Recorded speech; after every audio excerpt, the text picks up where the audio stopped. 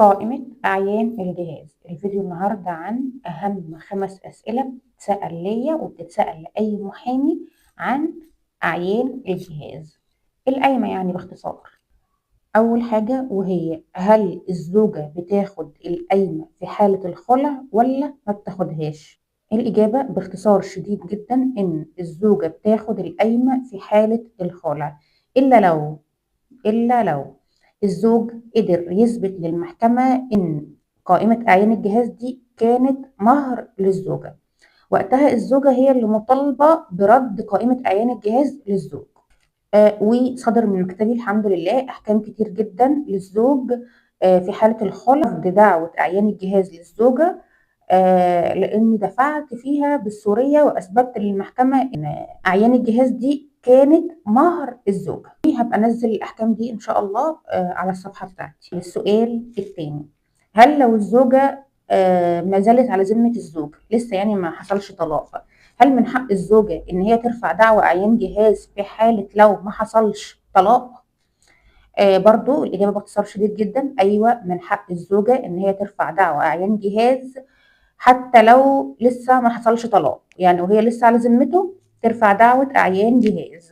ودي رجالة كتير جدا بيتصدموا من الموضوع ده، اللي هو أنا لسه ما طلقتش أو لسه ما حصلش طلاق، طب ليه هي رافعة دعوة أعيان جهاز؟ لأن من حقها إن هي ترفع دعوة أعيان جهاز. طيب علشان نتفادى الجزء ده، شرط بسيط جدا بيتكتب في القايمة إن القايمة تستحق في أقرب الأجلين، الطلاق أو الوفاة. لو الشرط ده موجود في القايمة وقتها ما تعرفش الزوجة ترفع دعوة أعيان جهاز، مطالبة بأعيان جهاز في حالة لو الزوجية ما زالت قائمة.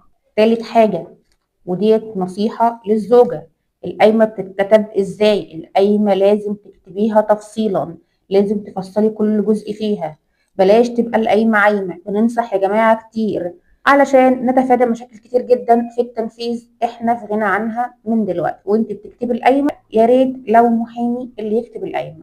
ليه؟ عشان القايمة بتبقى محتاجة تفاصيل صغيرة، بيبقى كل داخل بعشم وبحب وكل حاجة، بس وقت المشاكل بترجعوا تندموا. رابع حاجة وهي مشكلة معظم الزوجات بيقعوا فيها وهي ايه؟ التحشير والشطب. بمعنى ايه التحشير والشطب؟ التحشير بمعنى ان بيكون في فراغات ما بين السطور بتاعت القايمة، هي اللي بيحصل ان هما بيزودوا فيها حاجات. ده يعتبر تزوير، ده الزوج ممكن يدخلك بيه محكمة الجنايات. بلاش تحشير، بغض النظر عن ان هو اصلا حرام، يعني ان انت كده هتزودي حاجات هي ما كانتش مكتوبه. لكن انا مش بتكلم في جزء حرام ولا حلال، لان هي ممكن تقول لك ان الحاجات دي اصلا انا كنت جايباها ولكن ما كتبتهاش. فانا بتكلم دلوقتي عن حاجه تانية خالص، انا بتكلم عن بلاش تحشير في قايمه اعيان الجهاز. الجزء برضو بتاع الشطب، بلاش تشطبي اي حاجه من القايمه. طيب لو حصل بالتراضي ان في حاجه انت وهو حبيتوا ان انتوا تشطبوا عليها، تعملوا ايه؟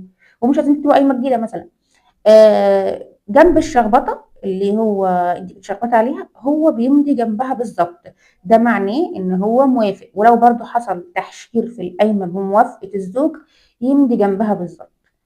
كده يبقى احنا تفادينا ان انت تعرضي نفسك لمسؤوليه قانونيه، لان في بعض الاحيان لو حصل التحشير بطريقه معينه او لو حصل الشطب بطريقه معينه القايمه كلها بتبوظ. الموضوع ده سهل جدا ان هو يتعرف ازاي، ان القايمه لو الزوج طعن عليها بالتزوير بتروح الطب الشرعي ابحاث تزييف وتزوير، وهناك بيحددوا بسهوله جدا اذا كان تم اضافه بعد الامضاء ولا لا. فبلاش تعرضي نفسك للمسؤوليه. اخر حاجه، لو حصل صلح، يعني الزوجه راحت رفعت دعوى اعيان جهاز قدام المحكمه سواء تبديد او في محكمه الاسره، حصل صلح بعد ما هي رفعت دعوى مطالبه باعيان الجهاز، بيحصل خلاف جدا ما بين الزوجين في الجزئيه دي. هل نكتب قايمه جديده؟ هل القايمه القديمه باظت؟ كل بيسال في الحته دي.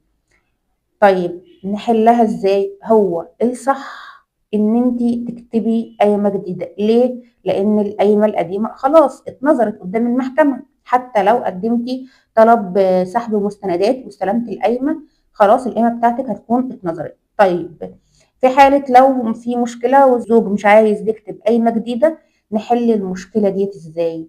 وانتي بتتصالحي تثبتي في محضر الجلسة ان انت رجعتي على ذات المنقولات، يعني وانت بتقري بالصلح في المحكمة هتقري في محضر الجلسة ان انت رجعتي على ذات المنقولات. تتأكدي كويس جدا ان انت ثبتت الدفع ده في قلب محضر الجلسة. بعد ما القضية تخلص تستخرجي صورة طبق الأصل من محضر الجلسة. طيب لو ما ثبتيش في محضر الجلسة ان انت رجعتي على نفس ذات المنقولات، يبقى وقتها تكتبي قايمة جديدة، لانك مش هتعرفي تستخدمي القايمة القديمة تاني. الغرض من الفيديو ده هو التوعية، وان انتوا تعرفوا ايه الصح وايه الغلط وايه اللي المفروض يعمل قانونا. بس كده. بتمنى لكم جميعا التوفيق، وإن شاء الله كلكم تكونوا بأمن وأمان وسلام.